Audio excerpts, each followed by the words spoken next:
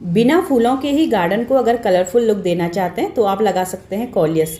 इसमें इतने ज़्यादा और इतने सुंदर कलर आते हैं कि आपको सभी कलर इसके पसंद आ जाएंगे। सबसे खास बात इसकी ये है कि ये बिल्कुल छोटी छोटी कटिंग से लग जाता है। बिल्कुल छोटे छोटे पॉट में भी ये बहुत तेज़ी से ग्रो करता है। इसका पौधा बहुत ज़्यादा महंगा भी नहीं मिलता, कहीं कहीं तो ये 25-30 या फिर 50 से अंदर ही इसका पौधा मिल जाता है। तो अपने गार्डन को एक कलरफुल लुक देने के लिए आप कॉलियस का पौधा ज़रूर लगाएं।